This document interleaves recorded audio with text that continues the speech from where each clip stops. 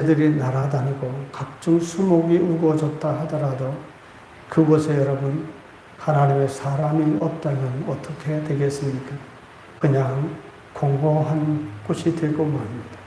그만큼 사람은 창조에 있어서 아주 제일 마지막에 아주 중요하고 반드시 있어야 될 그런 존재가 창조물입니다. 그래서 모든 창조물들이 꽃처럼 아름답다면 인간은 그런 창조물 중에서 열매에 해당하는 만큼 아주 중요하죠. 더구나 하나님이 이 창조하는 과정을 가만히 여러분들도 살펴보셨겠지만 창조하실 때 인간에 대해서 창조하실 때는 그만큼 깊이 생각하시고 또 생각하시며 사람을 창조하신 겁니다. 그 결과가 뭡니까? 그렇기 때문에 지금 여러분 이 지구상에 인구가 약 80억 명이 있어도 서로 나와 비슷한 사람이 있을지 몰라도 나와 똑같은 DNA도 똑같은 이런 존재는 없습니다. 모두가 다 다르게 세상에 유일한 존재들로 우리를 만드신 것은 그만큼 하나님이 우리 인생을 그렇게 심혈을 기울여 창조해 주셨다는 겁니다. 그만큼 우리 인생이 아주 소중한 겁니다. 근데 그것뿐만이 아닙니다. 창조 과정을 가만히 살펴보면 하나님이 우리를 창조해 놓으시고 그냥 우리와 그런 교제만 하도록 우리를 창조해 놓으신 게 아닙니다. 우리를 창조해 놓으시고 또 우리에게 무언가를 주셨습니다. 그게 뭘까요? 우리를 만들어 놓으신, 하나님이 만들어 놓으신 이 피조 세계를 다스릴 권한까지 주시고 맡겨주신 겁니다. 다른 동물들하고는 다른 분입니다. 여러분, 하나님은 어떤 분입니까? 다스리시는 분이시죠. 다스리심은 오직 하나님만이 하십니다. 다스리시는 하나님이 하나님을 닮은 사람을 만드시고 이 피조 세계를 우리에게 다스리시도록 맡겨주셨다는 사실입니다. 다른 피조물들을 만드실 때 하나님은 사람을 만드시는 것처럼 그렇게 마음을 쓰시지 않았습니다. 여러분들이 말씀을 보셔서 아시는 것처럼 그냥 빛과 어둠을 나누면 됐고 궁창 위에 물과 궁창 아래에 물로 나누면 됐고 각종 풀과 채소와 나무와 동물과 짐승들을 만들면 됐습니다. 물론 그렇게 하나님이 존재케 하신 것이 아무 의미가 없다는 게 아닙니다. 그런 존재케 되는 것들로 하여금 다 각자의 역할을 하게 만드셨습니다. 빛은 빛으로서, 별들은 별들로서, 식물은 식물로서, 동물은 동물로서, 땅은 땅으로서 각자의 역할이 다 있습니다. 여러분, 식물이 없으면 사람과 동물이 살지 못하지 않습니까? 별들이 없으면 우주의 조화가 깨지고 맙니다. 태양이 없으면 우리가 어떻게 존재할 수 있겠습니까? 이처럼 모든 피조물은 각자 자기 역할이 있습니다. 근데 중요한 사실이 있습니다. 피조물들이 여러분, 하나님이 땅이 있으라, 해가 있으라, 별이 있으라 명령해서 말씀대로 되어져서 그대로 존재했습니다. 존재하는 것 자체가 피조물들은 자기 역할을 다 하는 겁니다. 해는 해로서 존재할 때에 햇빛을 비추고 사계절을 가져오지 않습니까? 모든 것들은 피조물은 존재 자체가 자기 역할을 합니다. 그런데 사람은 어떻습니까? 사람은 그렇지 않습니다. 하나님은 창조하실 때 그래서 어떤 존재에게 무슨 역할을 맡기실 것일까라고 고민하시지 않고 그 존재 자체가 있는 것으로 역할을 감당했기 때문에 있으라 이런 명령만 한 겁니다. 근데 사람은 그렇지 않습니다. 사람을 만드실 때는 있으라 이런 존재의 명령만 하고 하나님이 끝내지 않았습니다. 하나님은 이렇게 28절에서 말씀하죠. 땅을 정복하고 하늘과 바다와 땅과 거기에 있는 모든 동물을 다스리라. 이 말씀을 덧붙여 주셨습니다. 이 말씀은 중요한 인간의 존재 이유와 목적을 가리킵니다. 인간이 무엇을 감당해야 되며 할 일이 무엇이고 책임이 무엇이며 인간이 이 땅에 왜 존재하는가?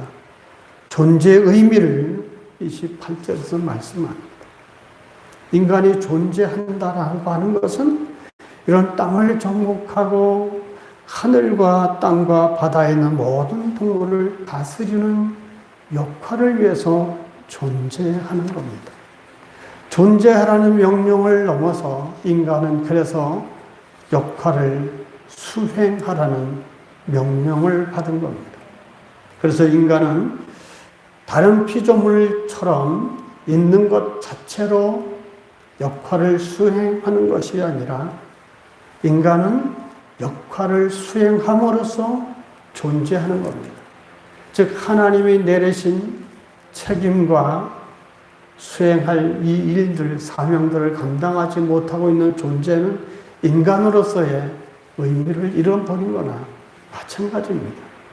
인간은 하나님이 하라고 하신 명령을 하기 위해서 하나님이 세상에 주셨기 때문에 그 일을 감당할 때 그 인생의 삶이 뭐가 있죠? 가치가 있고 보람이 있고 거기에 상급이 있는 겁니다.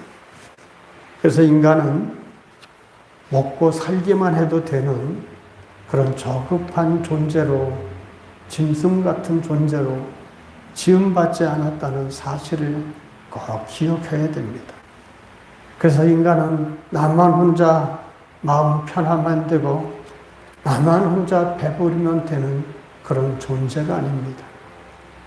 우리는 그런 존재가 아니라 하나님이 만드신 이 피조 세계를 정복하고 다스려야 되는 역할과 책임을 하나님으로부터 부여받은 아주 존귀한 존재라는 사실을 기억해야 됩니다.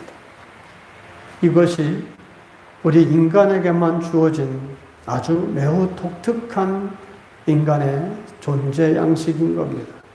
실제로 여러분 한번 보시죠. 동물이나 소가 자기 역할을 하지 못하는 것 때문에 고민하는 거 보신 적 있습니까? 호랑이가 정글을 지키지 못한 것 때문에 고민하고 방황하는 거 보셨습니까? 그런 일이 없지 않습니까? 아빠 돼지가 새끼 돼지들에게 얘들아 너희는 우리처럼 살면 안 된다. 이렇게 평생 더러운 우리에 갇혀서 그저 먹고 자고 싸고 그렇게 살면 안 된다. 너는 우리보다 더 훌륭하게 살아야 돼. 이렇게 가르치는 돼지가 있습니까?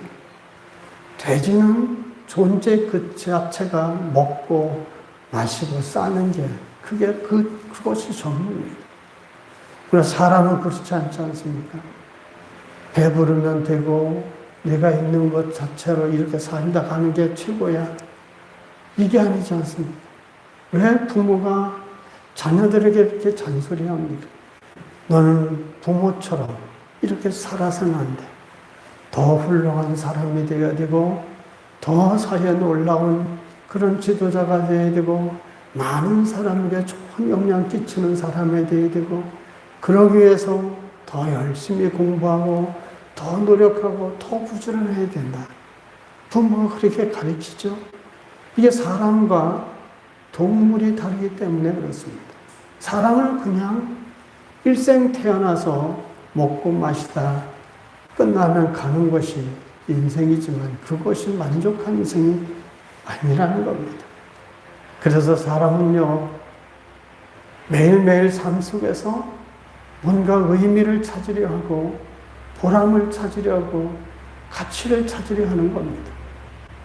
그래서 1년을 살고 1년 동안 되돌아보면서 내 삶이 무엇이었던가 후회함이 많고, 그래서 통회하고 후회하는 일이 많지 않습니까? 마지막 인생을 끝날 날이 가까울수록 지나간 삶을 돌아보면서 내가 살아온 삶에 대해서 후회하는 일들이 많은 것이 인생입니다. 이것이 바로 사람으로 하나님이 그렇게 지었기 때문에 그런 겁니다. 그럼 왜 사람들이 이렇게 스스로 자책하는 걸까요? 사람은 단지 존재하는 것을 넘어서 역할과 책임을 수행하는 존재로 그렇게 지음받았기 때문에 그 역할과 책임을 제대로 수행하지 못했을 때 노년에 이르러서 후회하고 자책하고 그렇게 되는 겁니다.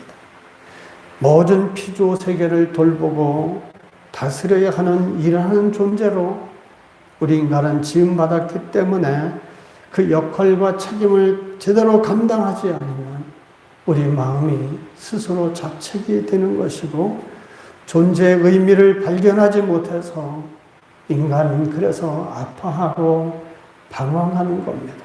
그래서 그저 하루하루를 의미 없이 보내면 그래서 인간은 허무하고 괴로운 겁니다. 인간이 땅을 정복하고 모든 생물을 다스려야 한다는 말씀, 이 말씀을 조금 더 깊이 생각해 보면요, 여기서 중요한 사실 하나를 더 발견할 수 있습니다. 인간이 절대 하나님일 수는 없지 않습니까? 그리고 인간이 절대로 하나님의 자리를 차지해서도 안 되지만 28절을 보면 그런 인간이 하나님의 역할을 해야 한다는 말씀입니다. 여러분, 인간은 피조물입니다. 절대로 하나님이 될 수도 없고 하나님 자리를 차지할 수도 없습니다. 그러나 28절에 주신 말씀은 뭡니까? 깊이 돌아보면 이런 피조물인 인간이 역할은 하나님의 역할을 해야 된다는 것을 말씀합니다. 그러니까 인간은 하나님 앞에서는 피조물에 불과하지만 모든 피조물 앞에서는 인간은 하나님과 같은 역할을 해야 된다. 그게 땅에 충만하라, 생육하라, 번성하라, 다스리라, 정복하라. 이 말씀이 거기에 담겨 있습니다. 인간이 땅을 정복하고 모든 생물을 다스려야 한다는 말씀이 뜻하는 게 바로 그겁니다. 바로 모든 인간이 피조물들에게는 하나님의 대리인이 된다라는 겁니다. 우리 인간이 하나님 앞에서는 피조물에 불과하지만 피조물 앞에서는 여러분, 저와 여러분의 피조물 앞에서는 어떤 존재입니까? 피조물이 볼 때는 하나님 같은 존재라는 겁니다. 이런 사실을 여러분 깨달으면 어떻습니까? 얼마나 감격스럽고 얼마나 놀랍습니까? 나 같은 사람을 하나님이 이런 존재로 만드셨구나. 이걸 깊이 깨달을수록 우리 놀라운 감동과 감격이 넘치게 되어 있습니다. 사람들이 볼 때는 우리가 별 볼 일 없어 보이는 사람 같지만 여러분, 우리는 하나님이 보실 때 그런 귀중하고 소중한 존재고 놀라운 존재입니다. 믿습니까? 사람들은 내가 가진 것, 내가 배운 것, 이런 것들을 보고 사람을 판단하지만 하나님은 그러시지 않습니다. 하나님의 나를 그렇게 창조하신 그 의식을 잊지 않고, 그래서 우리는 세상 가치에 얽매여서 열등감에 젖어 있거나 그러지 않고 살아야 됩니다. 이처럼 인간은 여러분 처음부터 시시한 존재로 지음받지 않았습니다. 인간은 피조물이지만 피조물로서는 너무나 과분하게 피조 세계를 정복하고 다스려야 하는 존재, 자기만을 위한 존재가 아니라 모든 피조 세계를 사랑으로 돌보고 품어야 하는 그런 대단한 존재로 하나님이 우리를 지으셨습니다. 그런 소중한 존재로 지음받은 것이 바로 저와 여러분입니다. 그래서 우리는 나 자신에게 여러분 소중하게 나 자신을 대해야 될 뿐만 아니라 하나님 앞에도 소중한 존재이기 때문에 매일 일상의 삶이 소중한 삶을 살아야 됩니다. 이처럼 하나님은 피조물인 사람에게 하나님의 권세와 지위를 위임하는 파격을 행하실 만큼 하나님은 사람을 그렇게 사랑하셨습니다. 주보에 연속으로 싣고 있는 것처럼 다리에 위치한 위치, 여러분 이제 집에 가시면 지구가 우리 은하계 가장자리에 위치한 이유를 거기에 기록해 놨습니다. 지구 하나를 만드시는 것도 어느 곳에 지구가 위치하는 것도 다 우리 한 사람을 위한, 인간을 위한 그런 배려로 지구가 그곳에 위치해 놨고 왜 목성이 있고 금성이 왜 있는지도 다 거기에 보면 하나님의 깊은 배려가 있습니다. 이게 우리 한 사람 한 사람한테 대한 하나님의 사랑이 얼마나 깊은가를 과학을 통해서도 우리가 발견할 수 있습니다. 그러므로 여러분, 이처럼 우리 한 사람 한 사람을 소중하고 아주 대단한 존재로 만드신 하나님께 우리가 어떻게 하는 것이, 어떤 삶을 사는 것이 우리를 만드신 그 목적에 부합하게 되는 삶을 살 수 있을까요? 우리 28절을 다시 한번 봅시다. 시작. 하나님이 그들에게 복을 주시며 하나님이 그들에게 이르시되 생육하고 번성하여 땅에 충만하라. 땅을 정복하라. 바다의 물고기와 하늘의 새와 땅에 움직이는 모든 생물을 다스리라 하시니라. 아멘. 이 명령은 오직 인간에만 주신 겁니다. 그럼 이 명령을 요약하면 여러분 한마디로 무슨 말이 될까요? 책임과 의무를 수행하라. 한마디로 무슨 말이 될까요? 일하라는 겁니다. 일하라는 것이죠. 땅에 충만한 것, 정복하는 것, 다스리는 것, 다 인간의 일입니다. 어떤 동물에게도 하나님은 일하라는 말씀을 주시지 않았습니다. 사람들이나 동물이나 모두에게 먹을 것을 29절로 30절에는 허락하셨지만 그러나 일하는 복은 사람에게만 주셨습니다. 그러게 여러분, 놀고 먹는 것이 복이 아니라 일하는 것이 하나님이 창조한 목적에 부합한 일이고 일하는 것이 여러분 복임을 알아야 되고 그것이 나를 만드신 하나님의 목적에 합당하게 살아가는 것임을 우리는 알아야 됩니다. 일을 하면서 하나님이 복을 받도록 섭리해 놓으셨습니다. 일을 안 하면서 복을 받도록 해 놓으시지 않았습니다. 인간은 일할 수밖에 없고 일하는 과정 속에 하나님이 복을 허락하신 겁니다. 물론 일을 하면 여러분 땀이 나지요. 힘이 듭니다. 뜨거운데 일해보십시오. 얼마나 힘든지 모릅니다. 장로님이 농장을 하시는데 수요일날 오셨길래 얼마나 힘드십니까? 말하지 않아도 알죠. 농장에서 일하시고 농장 가꾸는 게 얼마나 힘듭니까?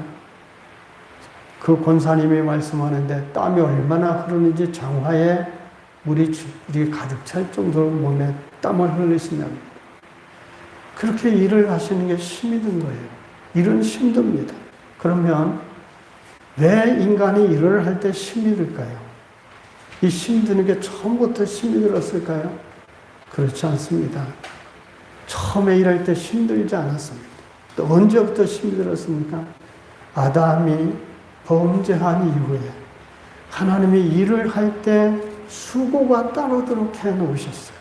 그래서 내 이마에 평생의 땀이 흘러야 되리라.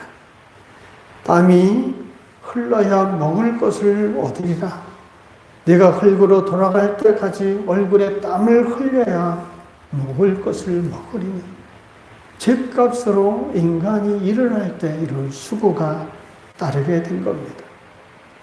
그리고 하나님의 경제 법칙에 보면요, 성경에 보면 수고한 대로 먹도록 하나님이 해놓으셨습니다. 수고하지 않고 먹는 것이 아니라 내가 애쓰고 수고한 만큼 먹도록 하나님이 해놓으셨죠. 그래서 일하면 먹고 살게 하신 것이 하나님의 일반적 섭리입니다. 요즘은 일하지 않고 먹고 살려는 사람이 너무 많아요. 정부에다 대고 요구만 하는 사람들이 많습니다. 언제부터 우리나라가 이렇게 국민성이 근면하고 부지런한 나라가 언제부터 이렇게 됐는지 모릅니다. 이것은 하나님이 우리 인간에게 일하라는 이 창조의 목적에도 부합하지 않는 삶입니다. 그것은 나를 창조하신 하나님에 대한 제약이고 자기 삶에 대한 제약인 겁니다. 여러분, 아브라함이나 이삭이나 야곱이나 요셉 또한 모두가 부자였습니다. 그런데 그들이 어떻게 부자가 됐습니까? 아무 일도 하지 않았는데, 그냥 하나님만 열심히 믿었는데 하나님이 그렇게 복을 주셨나요? 세상에 잘못 가리키는 사람들이 뭘 말합니까?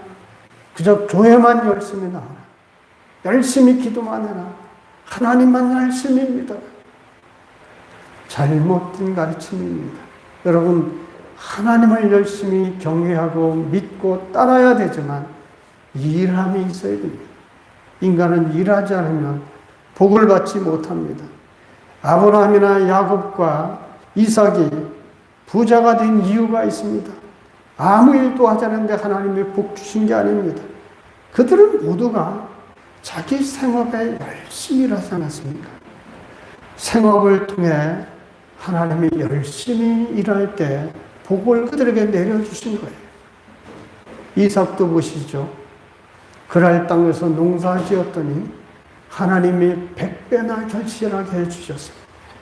농사 짓지 않고 일하지 않았으면 100배를 주시겠습니까? 뭘로 받겠습니까? 일을 할 때 그런 100배나 거두게 하신 겁니다. 야곱은 또 어떻게 살았는지 아십니까? 31장 40절에 보면 낮에는 더위와 밤에는 추위를 무릅쓰고 눈붙일 겨를도 없이 일을 했다라고 말했습니다. 이런 수고를 통해 하나님이 그에게 복을 주셔서 부자가 되게 하신 겁니다. 그래서 주님도 뭐라고 말씀하시나요? 일하지 않는 사람을 가리켜 마태복음 25장에 보면 악하고 게으른 종이다 책망하셨습니다.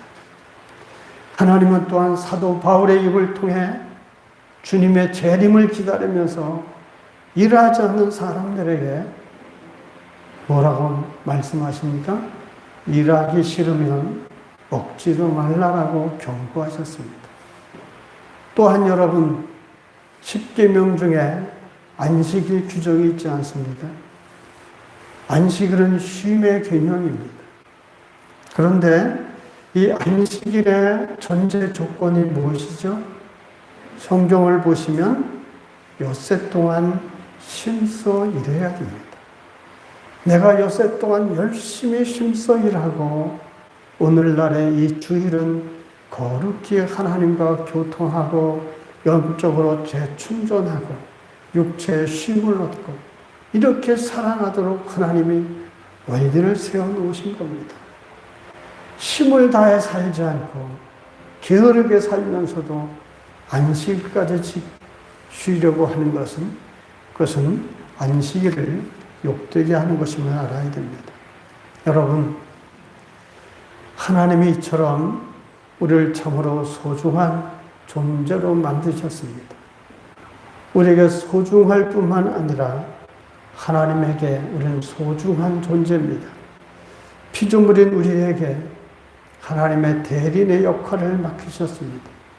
그러므로 그런 소중한 존재답게 매일매일의 삶 가운데 게으르지 말고 세상을 다스리고 충만하고 정복하는 일에 최선을 다하십시오. 그것이 무슨 일입니까? 이웃을 사랑하고 더 그들을 돌보고 헌신하고 섬기는 일, 이런 일에 우리가 더 열심을 내야 됩니다.